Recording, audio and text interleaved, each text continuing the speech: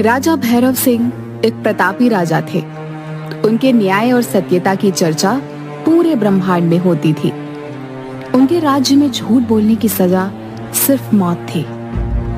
एक दिन महाराज शाही बगीचे में टहल रहे थे कि अचानक खड़खड़ाने की आवाज सुनाई देती है।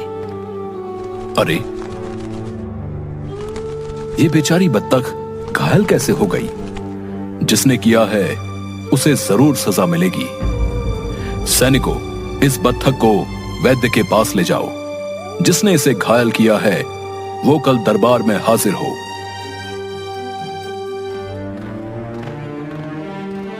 पिताजी, देखो मुझे क्या मिला है। एक सैनिक की तलवार। मैंने अभी इससे एक बत्तख का शिकार भी किया। ओह, तो वो तुम थे बेटे। ये एक सैनिक की तलवार है, तुम्हारे पास कैसे आई? पिताजी, मुझे ये तलवार अच्छी लगी तो मैंने ये ले ली। ये मेरा राज्य है, यहाँ का सब कुछ मेरा ही तो है। महाराज, मैं अपनी तलवार के खो जाने की सूचना देने आया हूँ। मेरे बेटे ने बिना तुम्हारी अनुमति के तलवार उठाई है। कल दरबार में न्याय होगा। एक परी वहीं बाग में अदृश्य रूप में ये सब सुन रही थी। वह राजा से बहुत प्रभावित हुई और अगले दिन रूप बदलकर राजा का न्याय देखने दरबार पहुंची। क्या तुमने सैनिक के आदेश के बिना उसकी तलवार ली और बत्तख को घायल किया? जी महाराज, मैं इससे खेलना चाहता था, लेकिन ये गलत था। मुझे अनुमति लेनी चाहिए थी। तुम्हारी सजा सैनिक तय करेगा, क्योंकि तुमने इसकी तलवार चुराई है। ये तुमसे कुछ भी मांग सकता है। राजकुमार हमारे देश के होने वाले महाराज हैं। मैं अपने पुत्र के लिए राजकुमार की पक्की दोस्ती चाहता हूं। मैं सजा के लिए तैयार हूं। आज से आपका पुत्र मेरे साथ राजमहल में रहेगा और मेरे गुरु से शिक्षा प्राप्त करेगा। उसे बत्तख का न्याय करने के लिए तुम क्या कहना चाहते हो राजकुमार? उस बत्तख की देखभाल की पूरी जिम्मेदारी लेता हूं। आज से वो बत्तख भी मेरे साथ रहेगी। सैनिक राजकुमार को माफ कर देता है और राजा की जय जयकार होने लगती है। परीलोक में इसकी सूचना देती है। माना कि राजा बहुत न्यायप्रिय है। उसने अपने बेटे को भी न्याय के लिए दरबार में बुला लिया, लेकिन मैं अपने सौंदर्य के जादू के आगे राजा का न्याय भुला दूंगी। मैंने सुना है पिछले 2 वर्षों से उसकी पत्नी अस्वस्थ है।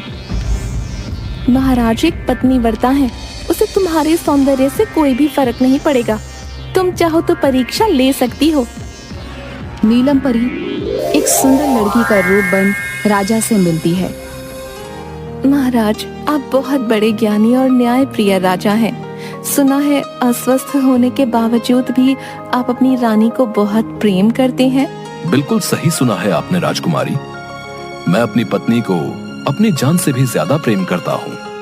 और रही न्यायप्रिय होने की बात, तो कोई भी राजा सजगता से प्रजा को प्यार करेगा तो सदैव सही न्याय करेगा। इच्छा शक्ति और सजगता की क्या जरूरत है महाराज? अगर राजा को कोई जादुई शक्ति मिल जाए तो भी तो वो न्याय कर सकता है। जादुई शक्ति? नहीं, मैं ये नहीं मानता। न्याय के लिए किसी भी राजा का प्रजा के साथ प्रेम पूर्ण संबंध होना और सच्ची इच्छा शक्ति की जरूरत होती है। सचमुच महाराज, आप अपनी बातों पर दृढ़ रहने वाले हैं और किसी भी बात को बिना जाने नहीं मानते। मैं आपसे बहुत प्रभावित हूँ और मैं आपसे विवाह करना चाहती हूँ। तुम असीम सुंदरी हो, लेकिन मैं पहले से ही विवाहित हूँ और अपनी पत्नी को बहुत प्रेम करता हूँ। अपनी पत्नी को मृत्यु दंड दे दें। आपकी महारानी पिछले कई सालों से अस्वस्थ चल रही हैं। आपको ऐसी महिला की क्या जरूरत? मेरे जैसी अपूर्व सुंदरी आपसे विवाह करना चाहती है। तुम्हारी जुबान कैंची की तरह चलती है, इसे संभालो, वरना तुम्हें अपनी जुबान से हाथ धोना पड़ेगा। तुम्हारी इतनी हिम्मत, तुम मुझसे मेरी प्रिय पत्नी की हत्या करने को कहो। सैनिकों, पकड़ लो इसे और कैद कर दो। राजा की बात सुनते ही परी गायब हो जाती है। राजन, तुम मेरे रूप से तो नहीं हारे, पर हाँ, तुमने मेरी जुबान को कैंची कहा है ना? एक दिन मेरी कैंची से ही सही मैं तुम्हारी अकड़ को खत्म कर दूंगी। कुछ दिन बाद राजा प्रजा का हाल जानने एक गांव से गुजर रहा था कि एक किसान की झोपड़ी में जोर जोर से रोने की आवाज आ रही थी। उसने झोपड़ी का दरवाजा खटखटाया। अरे भाई, जरा बाहर आओ। तुम्हारे घर से रोने चिल्लाने की आवाज क्यों आ रही है? क्या कष्ट है? मैं तुम्हारे देश का राजा हूं। ये क्या, तुम्हारे कपड़े जगह जगह से कटे हुए हैं? महाराज, मैं कल फसल पकने के बाद फसल काटने के लिए खेत में पहुंचा। मैंने सोचा कि काश मुझे कोई ऐसी जादुई चीज मिल जाए जो मेरी फसल को तुरंत काट दे। अचानक ही मेरे हाथों में सुनहरे रंग की कैंची आ गई और कुछ ही मिनटों में फसल कट के खत्म हो गई। तभी वहां पर एक परी आई। ये जादुई कैंची है, ये सभी का न्याय करती है और असत्य बोलने वालों के कपड़े काट देती है और कपड़ों को काट कर उन्हें नग्न कर देती है। ये मेरी तरफ से राजा को उपहार है। न्याय के लिए राजा को अब दर दर भटकने की प्रजा का सुख दुख मनोदशा जानने की जरूरत नहीं। कैंची की सहायता से वो न्याय कर सकता है। महाराज, मैं कैंची लेकर घर आ गया तो मेरी पत्नी ने मुझसे पूछा, क्यों जी, सुबह के गए अब लौटे हो, इतनी देर कैसे हो गई? मैंने कड़ी मेहनत करके फसल को काटा है, इसकी वजह से मुझे देर हो गई। महाराज, क्योंकि मैंने झूठ बोला तो कैंची ने मेरे सारे वस्त्र काट दिए। उसके बाद जब मैंने अपनी पत्नी से पूछा, आज सारा दिन क्या किया, खाना खाया या नहीं खाया? पूरे दिन उपवास रखकर भूखी प्यासी तुम्हारा इंतजार कर रही थी। उसके ऐसा कहते ही कैंची ने उसके कपड़ों को भी काट दिया। और हम दोनों को यह समझ में आ गया कि हम दोनों ही एक दूसरे से झूठ बोल रहे थे। इसलिए कैंची ने हमारे सत्य को बाहर निकालने के लिए हमारे वस्त्रों को काट दिया। हम चाहते हैं कि आप इस कैंची को स्वीकार करें, ये न्याय करने में आपकी मदद करेगी। किसान की बात सुनकर राजा ने किसान से वह जादुई कैंची ले ली और राजमहल की तरफ चल पड़ा।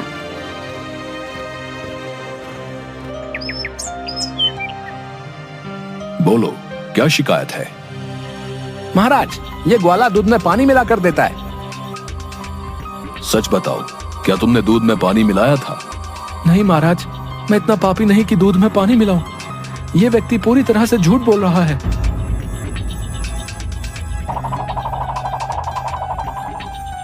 मुझे माफ करें सरकार, मुझसे गलती हो गई। आपकी जादुई कैंची ने भरे दरबार में मेरे कपड़े काट दिए। अदृश्य रूप में परी यह सब देखकर मन ही मन मुस्कुराने लगी। सब लोग राजा की जय जयकार करने लगे।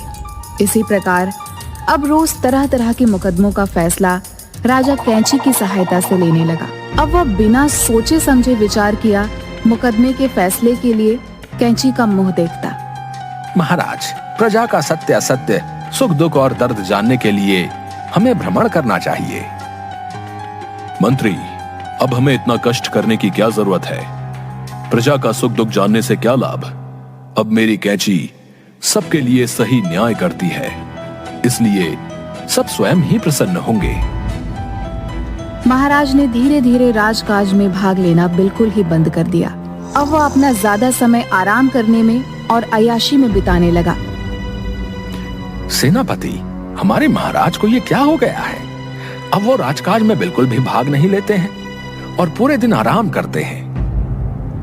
महामंत्री, दूसरे राजाओं को महाराज के आलस्य का पता चल गया है।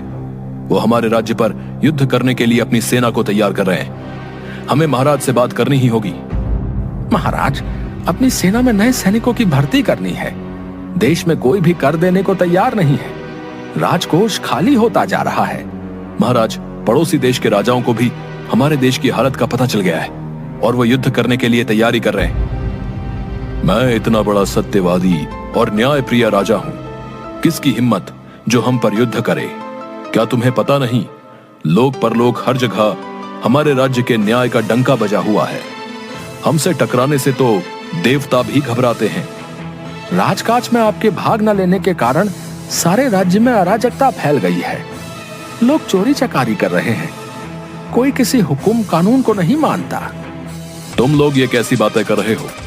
मेरी कैची प्रजाजनों के साथ सही न्याय कर रही है, जिसके कारण सभी लोग खुश हैं। राजा प्रगति कर रहा है। तुम लोग भी अपने अपने घरों में बैठकर शांति का जीवन व्यतीत करो। और ऐसे ही राजा पूरी तरीके से घमंडी और आलसी हो गया। वह रात दिन आराम करता, फिर कैंची की सहायता से अपराधियों को सजा देता। अब लेती हूँ इसकी परीक्षा, देखो क्या अब भी ये सही न्याय कर पाएगा। महाराज आपकी जय हो। मैंने आपके न्याय का बड़ा बखान सुना है, कृपया मुझे न्याय दीजिए।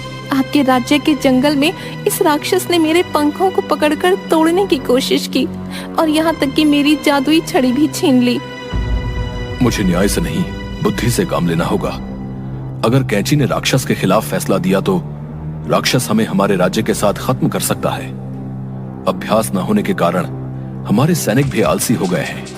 देखो परी, कल महल से बाहर मैदान में सभी लोगों के बीच मैं तुम्हारा और राक्षस का फैसला करूंगा। ठीक है राजन, मैं कल मैदान में जरूर उपस्थित हो जाऊंगी। आया बड़ा सत्यवादी, ये राक्षस मेरी ही माया है। अब इसकी सारी सच्चाई सबके सामने आ जाएगी। नीलम परी से टकराना आसान नहीं। सुनो राजन, यदि चाहते हो कि तुम्हारे राज्य में सब कुछ ठीक से चलता रहे तो कल के मुकदमे में मेरी जीत होनी चाहिए। हाँ।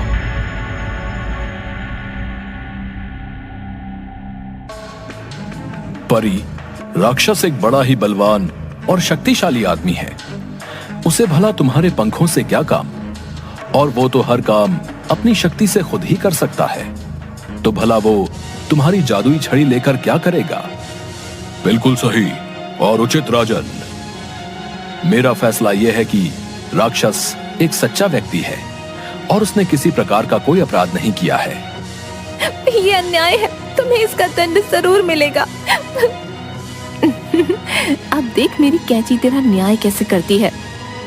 बचाओ बचाओ सेनापति, रक्षा करो हमारी।